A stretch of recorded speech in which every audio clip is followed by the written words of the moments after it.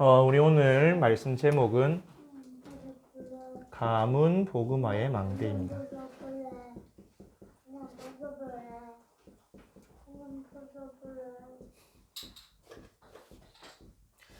오늘 말씀 읽은 대로 여러분이 가문에 빛을 발하는 망대입니다. 이미 여러분에게 그리스도의 빛이 있기 때문에 여러분이 이 그리스도 누리는 기도 속에서 남은 자, 순례자, 정복자로 계속 빛을 발할 때 여러분 가문이 살아나는데 왜 우리 이번 주 이 말씀을 나누느냐?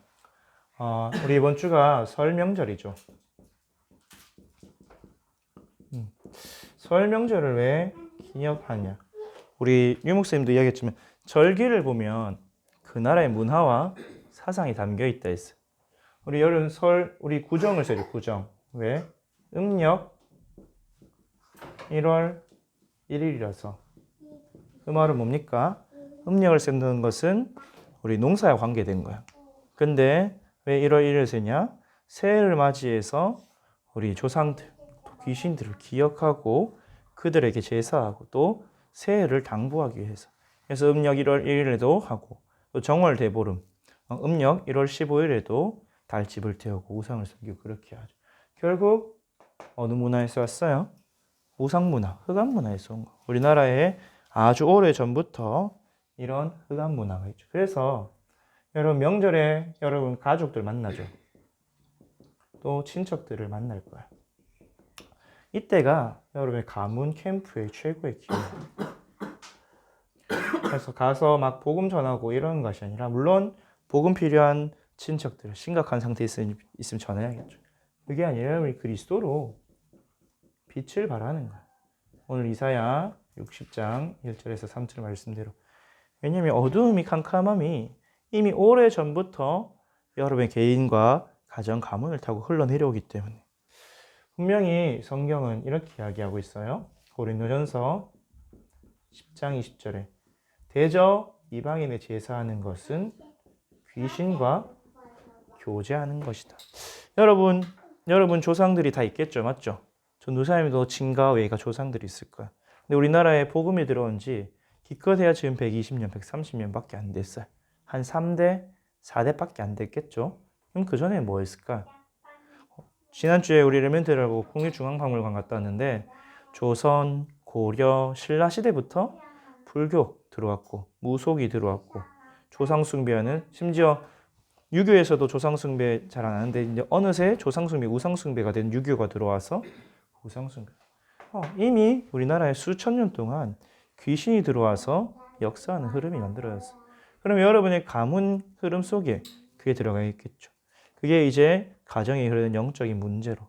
그 다음에 어느새 그게 완전히 DNA가 되어서 여러분의 부모님부터 DNA조차도 그런 영적 문제에 취약한 상태가 되도록 했어요. 그래서 하나님 분명히 말하기를 출애굽기 20장 4절에 소절에 어떤 형상이로 나 외에 다른 형상도 숨기지 마라. 그 우상숭배는 내가 가장 미워하는 거다. 성경은 분명히 말하기를 우상숭배는 죄이다 그랬어요. 근데 이 죄가 얼마나 심각하냐면 다른 죄는 아비의 죄를 아들에게 묻지 않는다고 했는데 이 우상숭배의 죄는 내가 그 죄를 3, 4대까지 묻겠다. 아버지로부터 손자에 이르기까지, 증손자에 이르기까지 그 죄값을 치르게 하겠다고 그렇게 이야기하면 심각한 죄. 그래서 분명히 이것이 우리 가문의 예전 상태야. 우리 가문이 복음을 몇 대째 받았든지 우리 가문의 이전 상태. 그래서 이것을 여러분이 이미 기억하고 있어야 돼. 우리 가문이 왜 이렇게 문제가 오지 가난하고 질병이 있고 분쟁하고 그 이유가 어디서 오냐? 사실은 근본은 창세기 3장에서 오는 거지만 그 창세기 3장 배경 속에서 가문과 국가의 영적 흐름 속에서 문제가 오는 거야. 그래서 이것들이 이 결과로 우리 가문 또 크게 보면 국가죠. 왜 우리 이미 수천 년 전 왕조부터 이 한반도에 있던 통일, 신라, 고려, 조선 왕조부터 우상숭배를 했으니까 이것이 영적 유산으로 온 거야. 이 영적 문제가 영적 유산이 되어 있죠. 그래서 여러분 이거를 사실은 끊어내야 돼요. 그래서 우리 대학부가 명절이라고 뭐 맛있는 것도 먹고 친척들도 만나고 때로는 여행도 갈 수도 있겠죠. 그런데 제일 중요한 이것을 보는 영적인 눈으로 이 모든 걸 봐야 돼요. 그래서 우리 가문에 꼭 모이면 생기는 문제, 갈등 있을 거예요. 돈이면 돈, 안 그러면 뭐 대화면 대화, 안 그러면 뭐 특이한 우리 가문의 문화가 있든지 그런 것을 볼 때 이걸 뭐 해야 되냐? 아, 이거는 분명히 귀신이 역사하는 거다. 영적 싸움 해야겠구나. 이것을 붙잡아야 돼요. 분명히 바울은 말하기를 에베소서 6장 10절에서 20절에 우리의 싸움은 혈과 육과 싸우는 게 아니다. 친척들과 싸우는 거 아니에요. 가족과 싸우는 게 아니라 사단과의 영적 싸움이다. 특히 왜 명절에 영적 싸움 많이 해야 되냐? 여러분은 제사 안 드리는데 여러분 가문에 누군가 제사를 드릴 수가 있어요. 여러분은 제사 안 드리는데 여러분 옆집에 제사는 누군가 드릴 수 있어요. 귀신이 분명히 있다고 그랬죠. 분명히 귀신도 자기에게 하는 제사를 받는다 그랬어요. 그래서 우리 흔히 제사밥 먹으면 뭔가 영양가가 없다 이런 말 하잖아요. 귀신이 오면 뭔가 느낌이 온다 이런 말 하잖아요. 실제로 우상숭배 많이 하는 집에는 귀신을 보기도 해요. 귀신이 가장 힘을 얻는 날이 언제냐? 명절이에요. 전국과 우리 동아시아권 전역에서 제사를 드리잖아, 맞죠? 조상숭배하고 또 불교를 믿는 사람 절에 가서 제사를 드리고 또 산소에 가서 차례 드리고 귀신이 가장 힘 있는 날이에요. 귀신이 그 힘 얻어서 불신자는 말할 것도 없고 누구를 공격하겠습니까? 여러분, 복음 가진 사람을 공격하는 거예요. 그래서 왜 가문 복음화가 그렇게 중요하냐? 오늘 가문 복음화가 100% 돼야 되면 한 명이라도 가문에 우상숭배나 귀신을 숭배하는 사람이 있다면 그게 교두보가 돼요. 우리 옛날에 6.25 전쟁 때 우리나라가 이렇다 치면 북한군이 다 쳐들어서 여기 부산만 남았잖아요. 그런데도 우리나라가 망하지 않은 이유는 여기 경상도를 통해서 유엔군이 들어올 수 있었기 때문에 만약에 이 항구가 없고 하면 어떻게 됐을까요? 아마도 우리나라를 다 뺏길 수도 있겠죠. 그런 것처럼 영적으로도 마찬가지. 만약에 한 가문에 정말 복음 가진 사람이 한 사람을 이랬다면 그 사람을 통해서 하나님 나라가 침투되어져요. 그래서 확장되어져요. 근데 이스라엘 백성이 가나안 정복할 때처럼 끝까지 정복하지 않고 조금이라도 남겨놨다. 반대로 흑암의 교두보가 생겼다. 한 집안에 정말 우상숭배하거나 시달리거나 귀신을 섬기는 사람이 한 명이라도 남았다. 그 사람이 끝까지 기도하지 않으면 우리 가족 30명 중에 29명 복음화 됐으니까 가문 복음화 됐어. 이 한 사람은 뭐 우리 휩쓸려서 알아서 복음화 되겠지. 이러다가는 귀신이 이 사람을 통해서 온 가문의 흑암과 영적 문제를 또 퍼뜨릴 수가 있어요. 그래서 끝까지 너를 기도해야 돼. 그래서 오늘 본론으로 그 사명을 누구에게 주십니까? 다른 사람에게 주신 것이 아니라 우리 대학 렘넌트에게. 그래서 여러분이 가문 살리는 망대예요.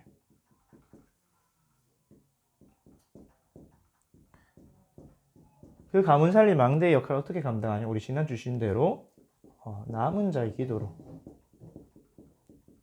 정말 오직 그리스도 안에서 기도 24로 빛을 발하는 거예요. 분명히 성경은 빛을 발하고 있으면 어둠은 물러가고 여러분으로 오게 돼 있어요. 왜? 사실은 이 사람들이 시달릴 수밖에 없어요. 귀신은 분명히 성경에 말하기를 빼앗는 자, 죽이는 자, 멸망시키는 자, 살인하는 자, 거짓말쟁이 그렇다고 이야기했기 때문에 시달릴 수밖에 없기 때문에 빛만 바라면 되는데 그러면 어떻게 빛을 발하냐? 어렵지 않아요. 여러분 정말 여러분의 주인이 오직 그리스도라고 고백만 하면 됩니다. 그리스도가 나의 주인, 우리 가문의 주인이라고 고백하면 돼요. 그래서 바울은 이렇게 이야기했죠. 사도행전 16장 31절에 주 예수를 믿으라. 그리하면 너와 내 집이 구원을 얻으리라. 예수 그리스도를 믿는 그 순간에 이미 하나님 나라가 시작되기 시작합니다. 이미 우리 전체 역사 속에서 예수 그리스도를 통해서 하나님 나라가 이루어지기 시작했고 개인과 가정의 가문에도 그리스도가 주인 될 때 하나님 나라예요. 그러면 여러분이 이것을 믿고 고백하면 돼요. 하나님 정말 그리스도께서 나의 주인 되시고 우리 가문의 주인 되셔서 다스려 주옵소서. 그래서 이 모든 흑암과 우상이 완전히 무너지게 해주옵소서. 참 왕, 참 제사장, 참 선생 되신 그리스도께서 우리 가정에 훑어오는 모든 저주와 재앙들, 우리 가정에 오랫동안 주인 노릇했던 사단을, 우리 가문에 흐르고 있는 이 지옥 배경의 불신앙을 완전히 무너뜨려 주옵소서. 그러면 복음은 뭐냐? 내가 일하는 게 아니라 하나님이 일하시는데 내가 거기에 쓰임 받는 거야. 하나님을 바라볼 때, 그리스도를 통해서 하나님 바라볼 때 하나님이 일하시는 거야. 그리고 뭘 기도하는 것이냐? 우리 가문에 오직 하나님의 나라가 임하게 하옵소서 기도하는 거야. 우리 오늘 중고등부 때도 얘기했지만 나라는 뭐냐? 주권이 어디 있느냐에 따라서 그 나라의 정체성이 결정돼요. 통치를 누가 하느냐가 관건이에요. 하나님 나라의 핵심 개념은 주권과 통치. 누가 주인이 되어져서 누가 그 영역을 다스려요. 내 안에 하나님이 주인 되어 그리스도가 주인 되셔 나를 다스린다면 내 안에 하나님 나라 임한 거겠죠. 그럼 내 마음대로 내 뜻대로 내 생각대로가 아니라 하나님 뜻대로 하고 하나님이 주신 모든 자원과 지원을 다 받게 되겠죠. 그래서 여러분이 뭐만 기도하면 되냐? 마태복음 6장 10절에 예수님 가르쳐 준 그대로 하면 돼요. 나라가 임하시오며 하나님 우리 가정 가문의 나라가 임하게 하여 주시옵소서. 마태복음 12장 28절에서 29절 말씀대로 성령이 임하면 귀신이 떠나고 하나님 나라가 임한다고 했어요. 내가 하나님의 성령을 힘입어서 귀신을 쫓아낸다. 그러면 하나님의 나라가 임한 것이다. 그러면서 사람이 그 집에 강한 자를 결박하지 않고는 어떻게 그 집에 들어가서 그 세간들, 그 물건들을 강탈할 수 있겠느냐. 여러분이 하나님 나라 임하게 해달라고 기도하고 그리스도가 주인 되게 해달라고 기도하면 분명히 강한 자가 결박되고 사탄의 나라가 무너집니다. 정복되는 거예요. 우리 나라와 나라가 전쟁을 해서 땅이 바뀌면 주권자가 바뀌잖아요. 맞죠? 법도 바뀌고. 그런 것처럼 여러분이 하나님 나라 임하게 할 때 하나님께서 천군과 천사를 보내시고 여러분이 있는 개인과 가정, 가문을 정복해서 하나님이 이제 다스리기 시작하는 그 응답이에요. 그래서 기도하는 거예요. 근데 여러분 하나님 나라가 이제 보좌에서 나라로 그 나라의 일로 임하면 여찬이 전도사님 휴대폰 꺼주세요. 알람을 바꿔놔야겠네 1시 반으로. 예전 알람이어서 하나님 나라 임하면 뭔가 증거가 생겨요. 영적인 부분이 변화되기 시작하면 하나님 나라에 먼저 영적 세계가 바뀌겠죠. 영적 세계가 바뀐 다음에 그 다음에 실제 세계가 바뀌는데 근데 여기서 뭐가 나타나냐? 사건이 생겨요. 어떻게 보면 문제가 생길 수도 있어요. 막 가족 간에 싸우거나 예를 들어서 제사 때문에 싸우거나 안 그러면 다투거나 근데 거기에 당황하면 안 돼요. 놀라지 마세요. 왜냐하면 이 사단의 나라 이제는 드러나는 거야. 전에는 흑암이 눈에 안 보이게 감추어져 있다가 그냥 가문이 안 보이는 흐름으로 있다가 이제는 복음의 빛이 비춰내 드러나는 거예요. 그러면서 사단이 발악을 하는 거죠. 왜? 내가 잡고 있던, 내가 피를 빨아먹고 있던 이 가문이 이제 나를 떠나서 하나님께 관리하니까 굉장히 강하게 반발이 일어날 수도 있고 집안에 평지풍파가 일어날 수도 있고 근데 뭐하라? 속지 마라. 전도사님은 요즘에 뭐 우리 교단도 또 우리 나라도 뭐냐? 이 시간표다. 감추어졌던 것이 드러나는 시간표다. 빛이 비춰지고 더 복음의 현장을 가니까. 이스라엘 백성이 노예로 있을 때는 노예 생활 체질이 안 드러났죠. 노예 그대로 있으니까. 근데 광야에 나와서 가나안 땅을 향해 가면 갈수록 자기 안에 있는 불신앙, 노예 근성 이런 게 다 드러난 것처럼 여러분 가정 가문 안에도 숨겨져 있는 것들이 있어요. 눈에 안 보이게 흐르는 영적 흐름들이 있어요. 근데 빛을 비추고 하나님 나라 임할 때 사단이 분명히 발악합니다. 드러나기 시작해요. 근데 그거를 넘어가게 돼 있어. 그거를 넘어가면 뭐가 이루어진다? 정복이 되어지는 거죠. 하나님 나라. 그래서 우리가 마지막으로 구할 것이 뭐냐? 나는 하나님 성령이 임하면 흑암이 무너지고 하나님 나라 임하면서 약속하신 대로 오직 성령 충만 주옵소서. 그러면은 내가 뭘 해야 될지, 말해야 될지, 말 안 해야 될지, 나서야 될지, 나서야 되지 않을지 하나님이 다 알게 하신다. 성령이 모든 것을 깨닫게 하시고 또 여러분 현장을 정복하는 권능을 주신다 하셨죠. 그래서 고린도전서 12장 2절에서 3절에 보면 재미있는 구절이 있어요. 2절에는 뭐냐? 전에는 너희도 다 말 못하는 우상에게로 끌려갔다. 우상 숭배하며 종노릇 했다 그랬어요. 근데 3절에는 이제는 하나님의 애들로 성령으로 말미암아 그리스도를 주라 시인하게 되었다. 그래서 우리에게 그리스도가 주인 되게 하시는 유일한 길이 뭐냐? 성령이에요. 그래서 여러분 가문에서 현장에서 성령 충만할 때 증인이 되는 거예요. 증인이 되면 어떤 응답이 오냐? 사방에서 여러분을 찾아오겠죠. 플랫폼. 그리고 여러분을 통해서 살리는 응답이는 증인이니까 증거를 전달하니까 파수망대. 그래서 안테나로. 그래서 요셉의 고백을 보면 창세기 45장 1절에서 3절. 하나님이 나를 여기까지 인도하셨는데 왜? 우리 가정 가문을 살리시려 나를 먼저 이 땅으로 보내셨다. 여러분이 복음 받은 것은 가문 복음을 위해서 먼저 받은 거예요. 근데 요셉의 특징이 뭐죠? 여호와께서 요셉과 함께 하시고. 여러분이 그래서 정말 가문 안 살리면 나도 모르게 나이가 들면 들수록 부모님 모습 닮아. 우리 가문에 흐르는 영적인 흐름을 따라가게 돼요. 그래서 뭐 해야 되냐? 완전히 100% 끊어내고 가문 복음만을 누려야 돼. 근데 하루아침엔 되진 않겠죠. 왜? 여러분 생각해 보세요. 여러분 가문이 언제부터 시작되는지 모르겠지만 적어도 수백 년 되었겠죠. 500년, 1000년, 많으면 2000년까지 여러분이 조상의 조상을 타고 올라올 건데 그 속에 있는 우상 숭배가 얼마나 깊고 심각하겠어요. 그 흑암이 하루아침에 안 꺾이겠죠. 근데 한 가지 분명한 것은 빛을 이기는 흑암은 없다는 거예요. 여러분 계속 그리스도의 빛을 기도로 말씀으로 또 여러분 자신이 증인으로 빛을 비추고 있으면 우리나라가 천몇백 년 동안 우상 숭배했는데 불과 100년 만에 선교사를 보내고 이를 빛의 경제 응답 받은 것처럼 여러분 가문도 그 응답을 받게 됩니다. 그래서 결론적으로 그러면 내가 망대로 서야겠죠.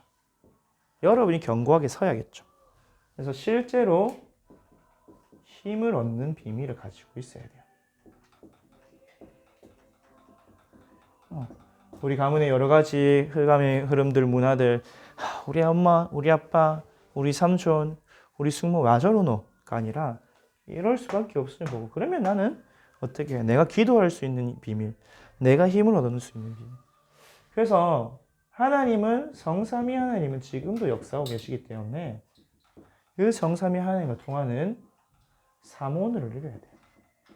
오늘의 말씀, 오늘의 기도, 오늘의 전달. 그래서 우리 중고등부는 2월 달부터 할 건데 우리 대학부도 대학 수련회 끝나고부터 함께 우리 대학부 집중훈련으로 인도받으려고요. 근데 삼오늘을 그냥 하는 것이 아니라 기록을 하세요. 기록을. 여러분이 쓸 때 뇌에 생각나고 각인이 돼요.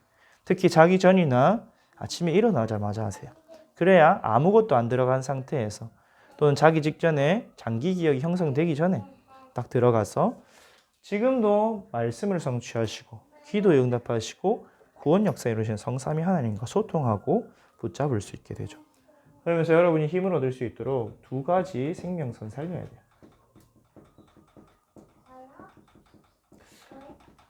그래서 정말로 우리 뇌를 살리는, 몸을 살리는 호흡, 산소를 충분히 공급해 줘야 되고 하나님과 소통하면서 하나님 주시는 힘을 얻는 기도. 그래서 약간 깊은 호흡과 깊은 기도 속으로 들어가야 돼요.